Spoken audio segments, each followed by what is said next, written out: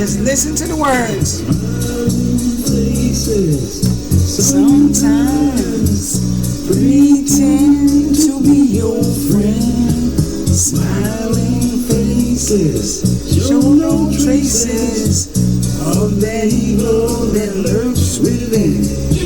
Smiling faces, sometimes they don't tell the truth. Smiling faces tell lies, and I got proof. All right. Yeah, I had to warm it up. Warm it up, King. I had to warm it up with that one right there, man. I had to take y'all back. Undisputed Truth, ladies and gentlemen. Ooh, that name is the bomb. Undisputed Truth.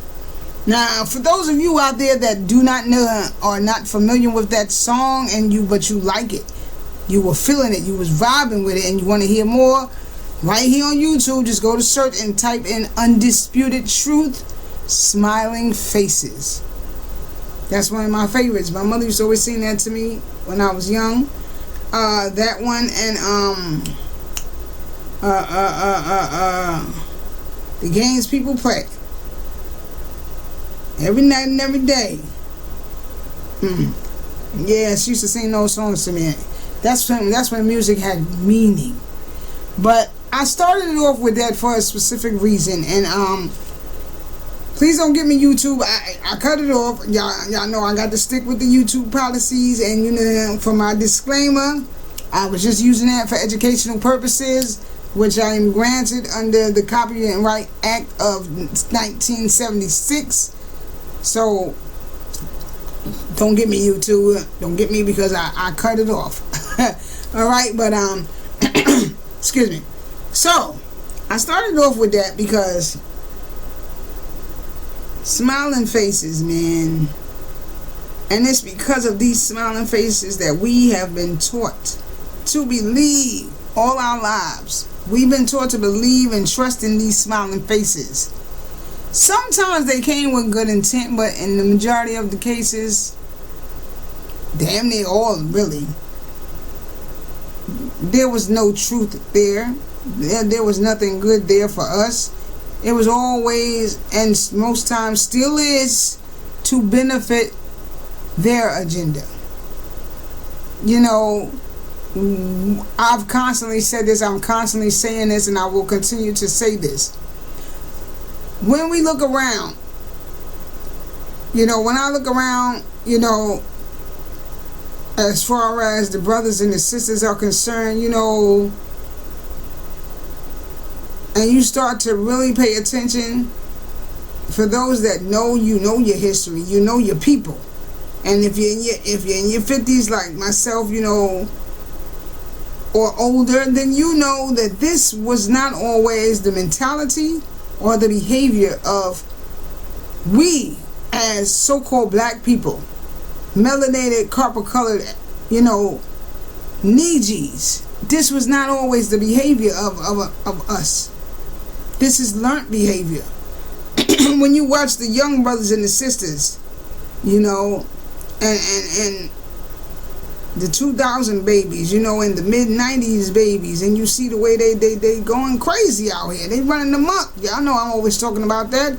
I have to always address the young people, because that is my modus operandi, is to reach the young people. It is my goal to reach the young people. You understand what I'm saying? You know, and for my older people that you just don't know, you don't have a clue, because no one ever made you aware. And then that is true. You know what I'm saying? Listen, let me explain something to you. I know a lot of people that, and I'm speaking about grown, do you realize how many grown women there are in this world? And this is no disrespect to you, my sister. This has nothing to do with color. This has nothing to do with nationality. But do you know, as a woman myself, how many times I run into women that have told me how they grew up not even knowing what getting a menstrual was, not knowing anything about their menstrual cycle, because no one in their family sat them down and told me that one day you will start to menstruate. So when they had their first experience, and we probably all heard some story like this in gym or in class, because this is when it usually always seems to want to happen. They're mortified. They're terrified. They don't know what to do. But someone, luckily for a lot of them, and then for some of them, they didn't have no one. And there were some that were lucky and fortunate enough to have a friend to pull them to the side and, you know, maybe offer them some type of covering, you know, and explain to them what was going on with their body, because nobody at home had told them. Not the mama, not the big mama, not no one. No one in the household, auntie, nobody told them. See what I'm saying? So this is why I'm always trying to address the people in the back. Call me the one that stands up for the underdog. But that's who I always try to address and let you know, hey, you were part of this too. You were part of this too, boo. See what I'm saying? I've already told you guys how I have a lot of, I know several people that, or I've talked to several people when I mention certain names that should be household names. Why do I say that? You know, I had somebody say to me, well, why do you think that's a household name?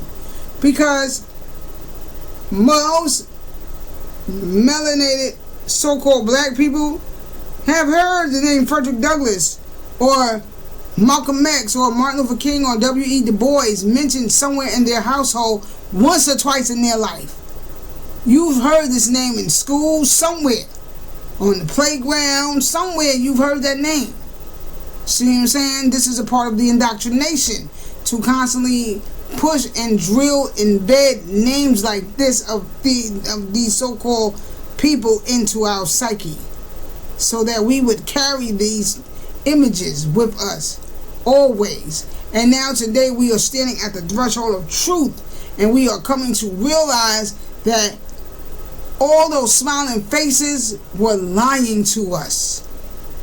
There may have been one in there, maybe two, that really came with good intent, wanted to do good, but they had their orders, so they really couldn't do good.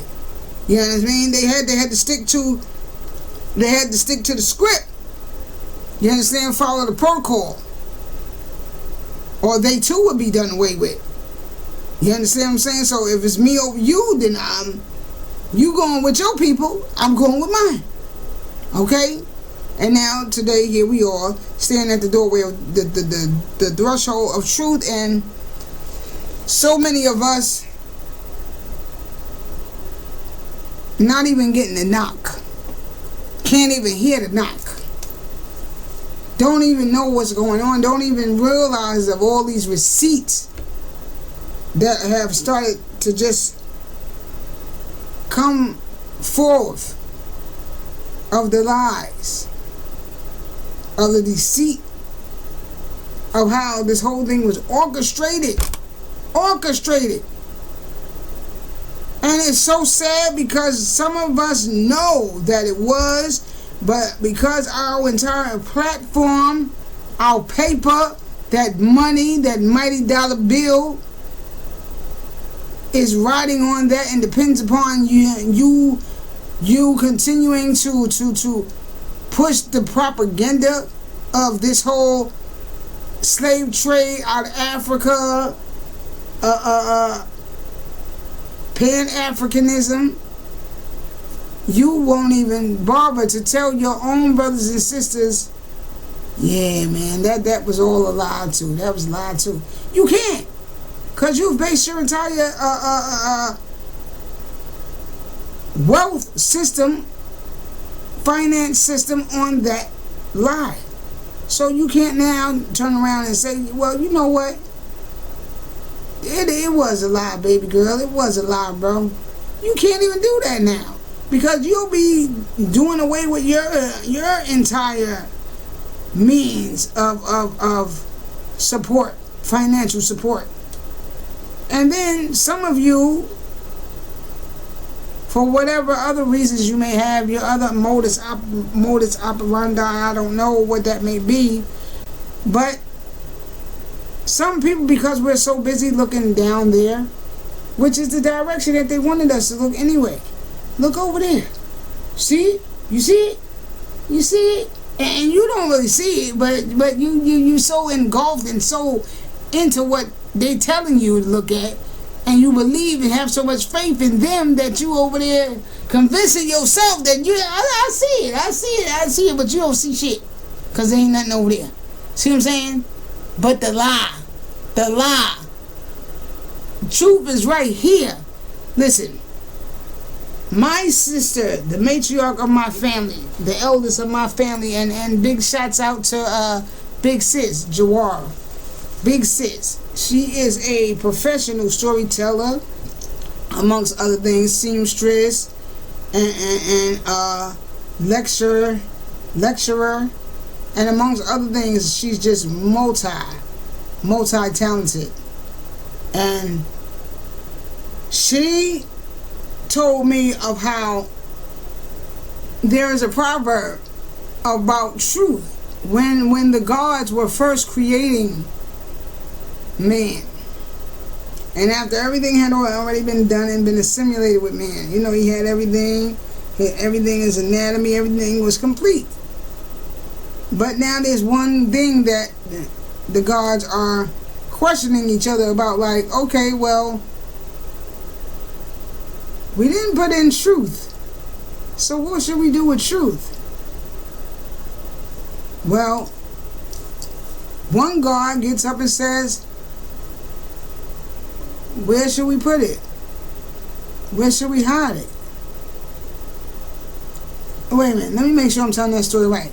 Okay, so where should we hide truth? After man is done, they're having a debate about where to hide truth, where to put truth. See what I'm saying? Because it can't just be right in your face. It has to be somewhere, but it's hidden in plain sight. See what I'm saying? That's just the way it is, you know? It's one of those things that you have to find it. This is an enigma. You have to unravel it. You have to find it. So one of the gods is saying, let's put it all the way on top of Mount Everest.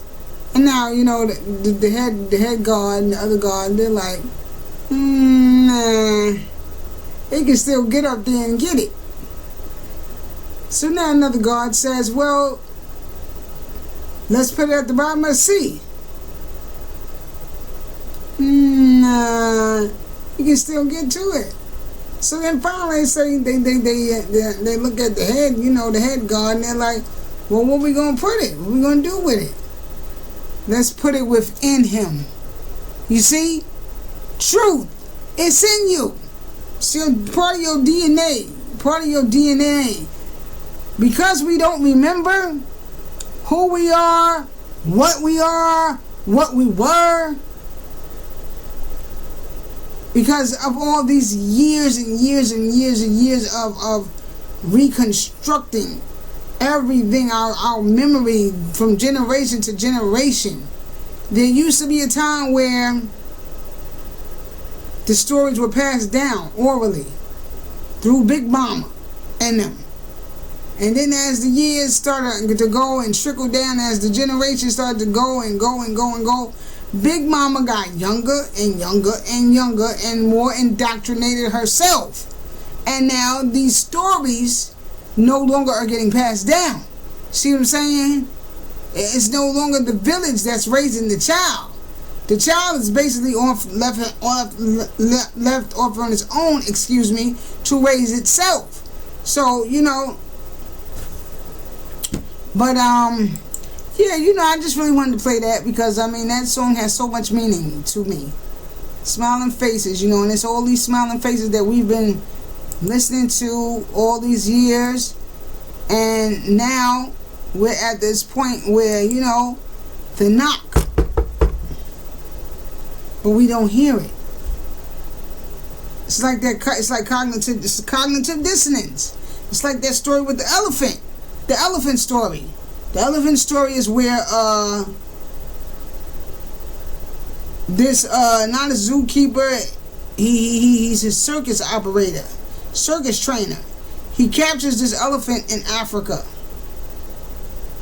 chains the elephant up, by all four legs, and got him there in the middle of the circus, and he's chained up, and every day they're beating the elephant, they're training the elephant to do these tricks. And then one day, years and years have gone by, he undoes the chains, but the elephant just sits there. He don't move.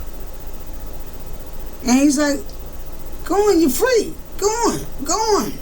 But the elephant don't move. He's just sitting there like,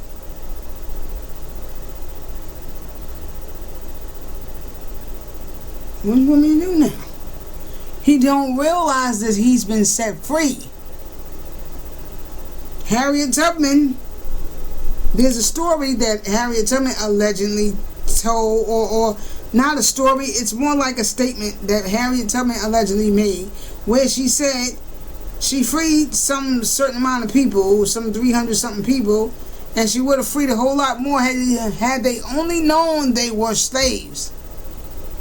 Cognitive dissonance. And it's so sad because there will only be but so many knocks.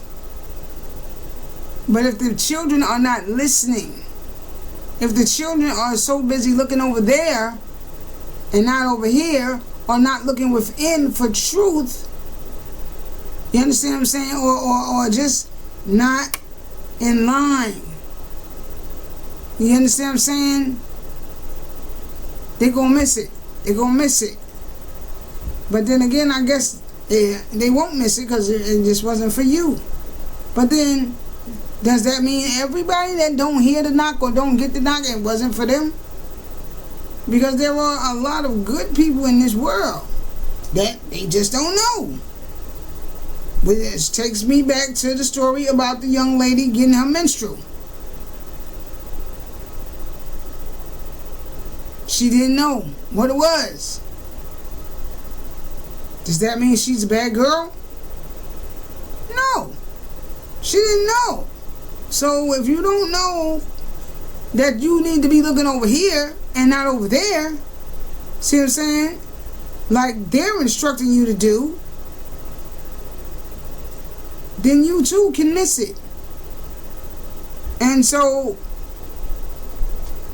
one of the things that we need to do is that we need to start to really, get it through our minds and get it into our psyche, drill into the fiber of our very being that nothing they've ever done for us has ever been in the best interest of us.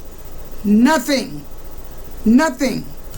Okay? Do not make mistakes about that. Make no mistakes about that. Nothing. It has always been in the best interest of them.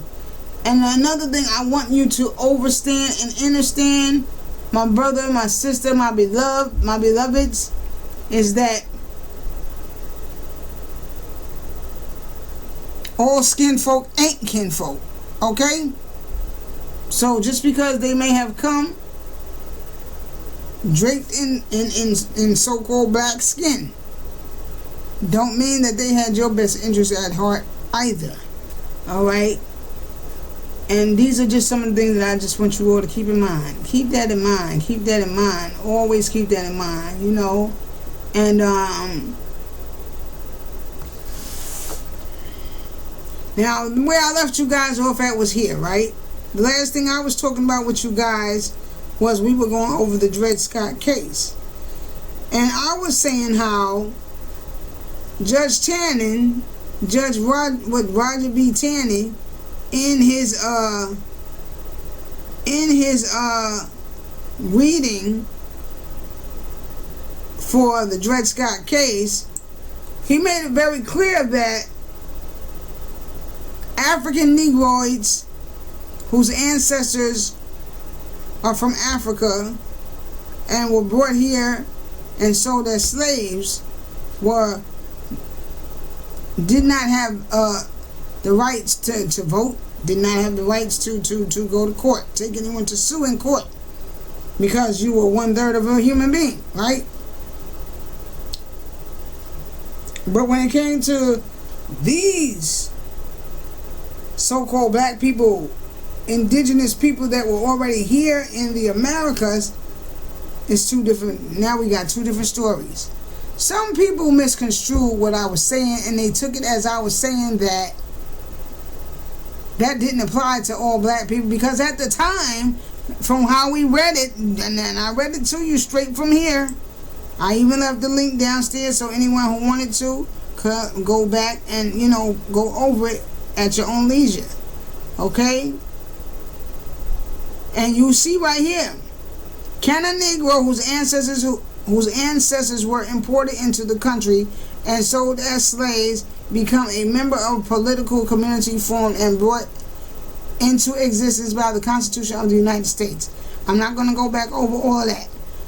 But right here, the situation of the population was altogether unlike that of the Indian race. So when you go back over that video and you go through this with me, you will see that it didn't apply to all black people. Obviously, I mean, here you got a so-called African man, okay, and he's just as dark as me, and you got this Aborigine. He's just as dark as me, but there's two different. They're being treated. There's two separate types of treatment being handed out to this African man and to this so-called black African man and this so-called black Aborigine man.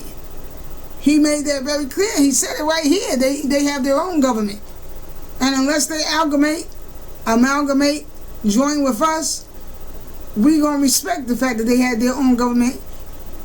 As much so as if a sea had separated us, the red man from the white man. See? So what does that mean when you read that? That means that they're not even considered citizens, because they're not even a part of our government. They're not even a part of our states, right? They're not even a part of these states. They're not even a part of our Constitution or anything. So therefore, they're not even citizens.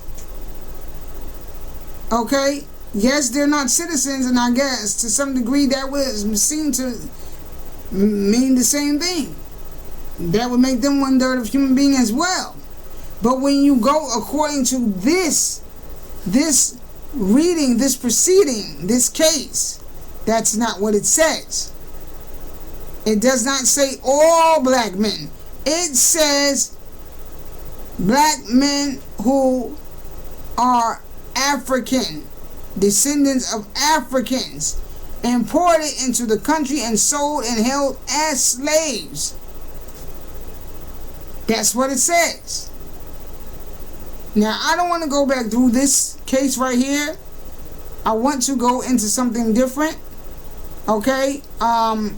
But I guess we can say that this will be somewhat of a continuation from that whole racial gap, and how the Dred Scott case plays a pivotal role in the racial gap right now, today, that goes on, between whites and blacks. Okay?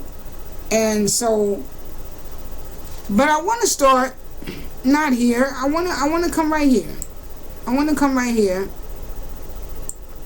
And I'm going to click on this. And I want to read something to y'all. So, did they know that we were here? Yes, they knew we were here. They knew we were here.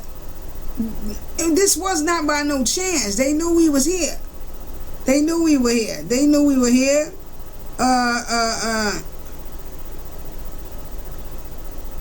When Christopher Columbus came to the West Indies, he had a black man who was navigating his ship.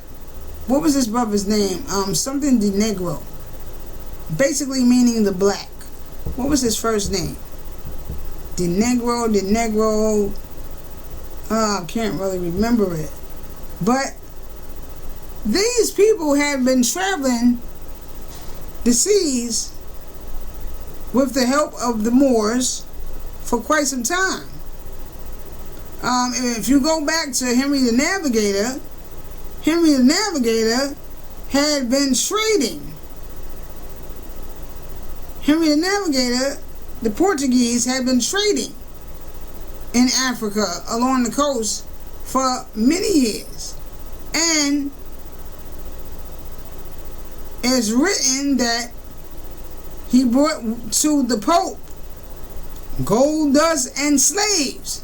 And the Pope, being so impressed and pleased with this, actually gave him some land off the coast of Africa. Land that you don't even own. You ain't even there, but you giving land away. And so, you know, of course we know this is a part of the story that was concocted. Because see, oh my God, listen, man, to go into the entire story, and I'm going to have to, you know, really go step by step with a lot of this, you know, because I'm not really covering as much ground as I really should be covering, you know, and tapping on the things that I really know that I should be really getting into. I'm really sticking with surface right now. This is all surface stuff. I want you to know this. If it's too easy to find, then it ain't true. If you can just go to Google and with a click, click, tap, tap of the button and bam, all this information about that subject pops up, 9 times out of 10, it ain't true. There may be some truth in it that you can usurp and use, but it ain't all based in truth. Okay? It has been plagiarized. Know that. Know that. Because the truth is stranger than fiction. And it is very, buried so deep that if you don't have a master teacher in your life, like I'm so glad, you know, that I came to the teachings of Pops, as he's affectionately known, some years ago. So when I tell you that, you know, but I want for you to take from this, all of this information I'm giving you, and go further with it. You understand what I'm saying? Go further with it. And you know, because this is all just surface shit. But they knew that, you know, they knew that there was people here in the Americas. Yeah, they knew. And they knew, and this is part of the reason why they even sent them ships, these expeditions, these crusades, and etc. This is part of the reason why they were even launched, to give them reason to finally pull up. See what I'm saying? They knew that we were there, and we've been here. I'll never turn away from my African ancestry. I'll never do that. Why will I never do that? Because the simple fact that it is a fact that it is a scientific evident that before the continental drift, we going back, we talking about 250 million years ago, the pygmy, the bushman, the Twa came into the Americas. We know that the Sultan Mansa Musa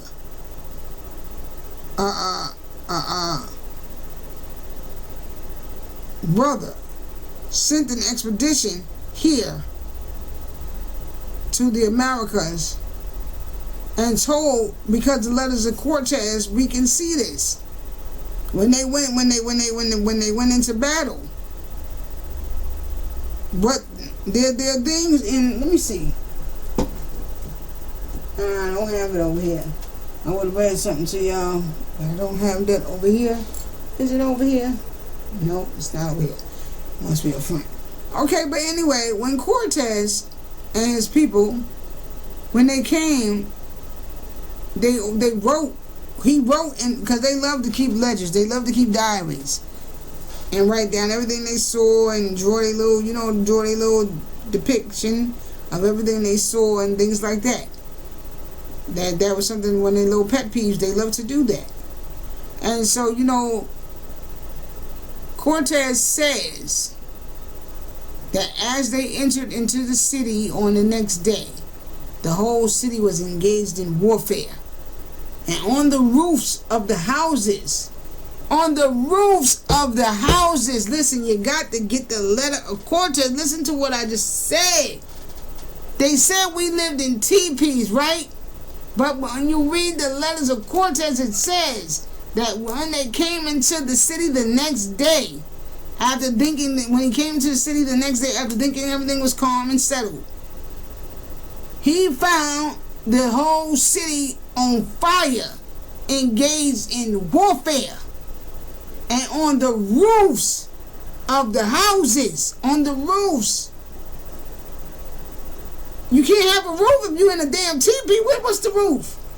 But how you gonna have a roof on top of this? You see this? Where you gonna stand at? On this little tip right here? What, you gonna have 1 foot on each side of the angle? Cause this is what a teepee look like, don't it? Y'all see this right here? My pyramid. So where you gonna stand?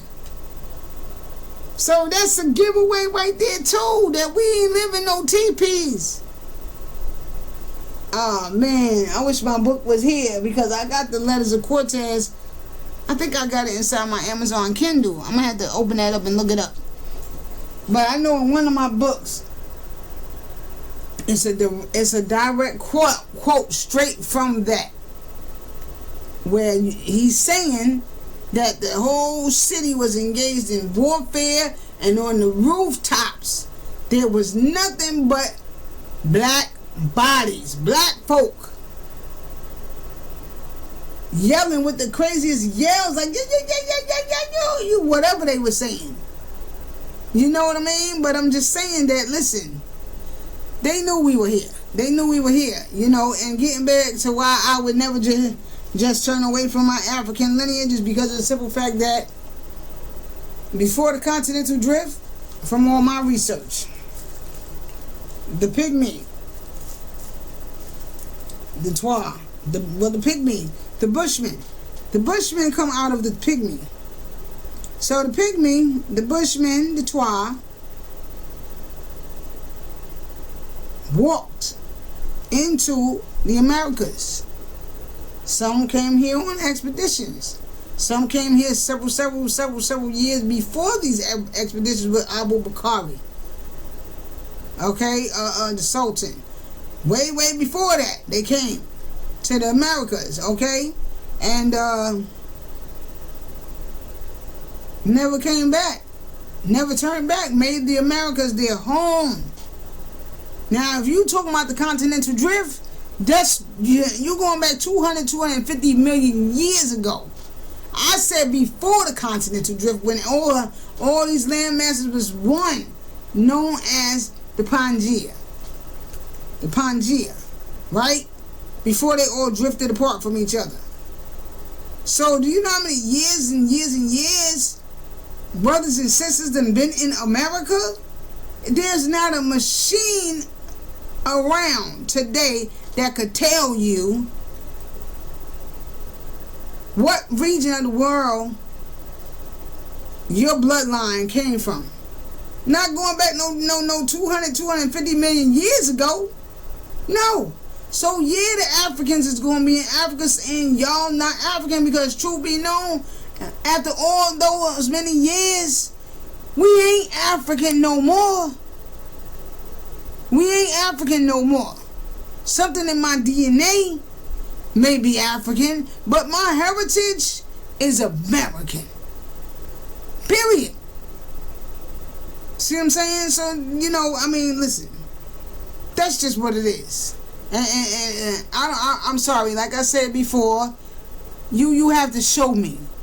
show me solid proof that we have no connections at all to Africa. The slave trade, we not going to talk about that. We know that all of these numbers and all of this stuff, we know that stuff was, fabricated.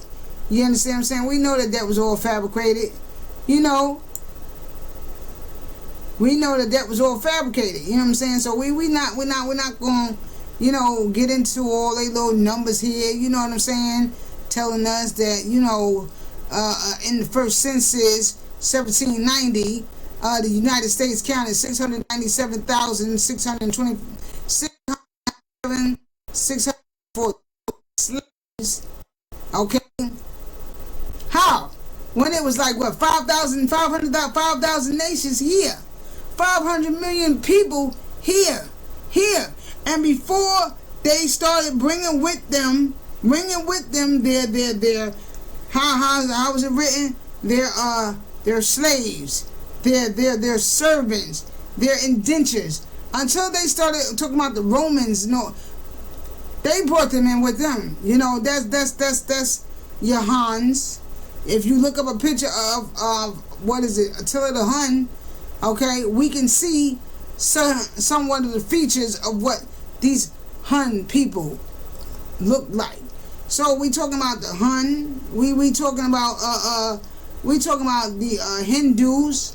Okay, these are all your $5 Indians that they brought in, and usurped and took our place. So yeah. You ain't had no 5 million people over here, 500 million people over here, and didn't tell us that you brought. So that's how you got your numbers. That's how you got your numbers. See what I'm saying? And all that other had to be fabricated because you already knew it was people over there that looked just like us. You knew it was people over there that looked just like us, and you knew our damn history. Listen. The Vatican, underneath there in that library that stretches for miles and miles and miles and miles, they got records on top of records of damn near everything that has happened since creation. So they already knew what was going down and who was over where, and when they started setting sail and taking to the sea, they had more navigating the ships for them. See what I'm saying? Because they didn't know nothing about the sea. They didn't know nothing about the sea. Okay? They had Moors navigating for them. You understand what I'm saying? Brothers navigating for them. And they already knew that when they got here what they were going to expect. They already knew that if we're going to make this thing work, it's got to be masterful. This whole elaborate scheme, lie, it has to be told in a way that it is damn near sealed, that it's seal proof. But come on, baby, we anchored to this earth. We anchored to the earth. That's just not gonna happen. That is ever gonna be solid sealed proof from us. Not all of us, cause some of us gonna hear the call, and we gonna heed the call, and we gonna hear the knock, and we gonna heed the knock. That's the wake up. You see what I'm saying? And when the wake up happens, tain't nothing you can do about it. Tain't nothing you can do about it.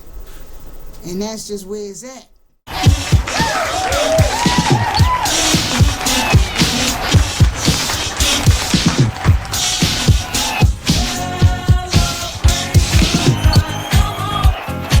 Don't take this ass whipping